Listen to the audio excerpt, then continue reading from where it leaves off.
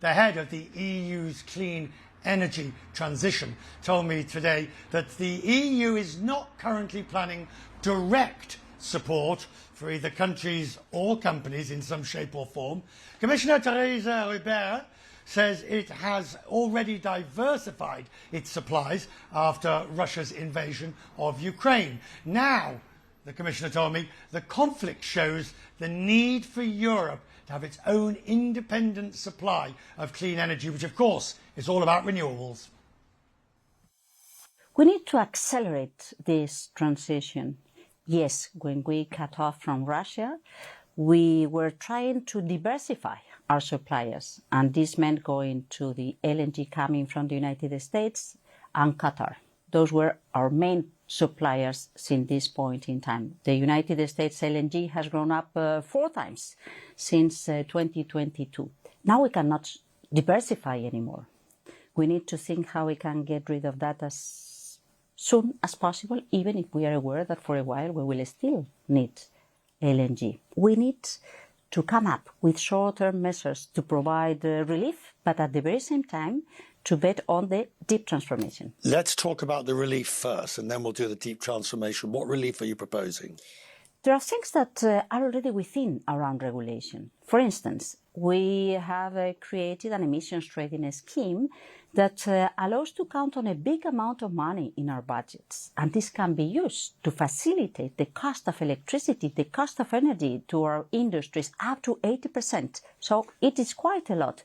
We can work on households and efficiency measures in our bills, in our housing, and we should be thinking on how we can come up with direct subsidies to the families, and that's covered with a common framework to prevent market fragmentation. Right, but do you see in this current crisis the need to provide direct support, state aid for energy companies and the provision of energy?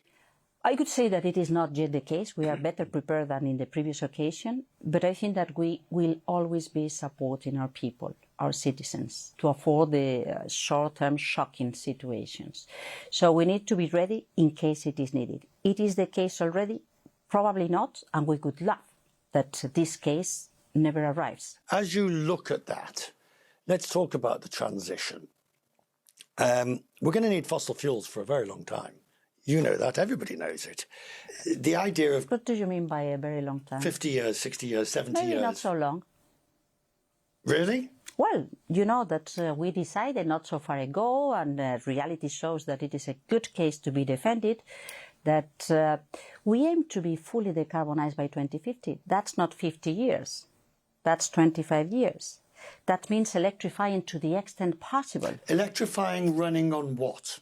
Running on homegrown technologies, so to say, wind and solar, that prevent from any type of bombing or aggressivity around the availability of fossil fuels. Thinking on being much more efficient and effective, using the grids and the interconnections, so to be able to count on the complementarities, developing the capacity to store our electricity, or facilitating the creation of green molecules around hydrogen. So it is not that we don't need fossil fuels for a while. Of course, we need fossil fuels for a while. But the quicker we go, the more freedom that we get and the more competitive that our economies will be.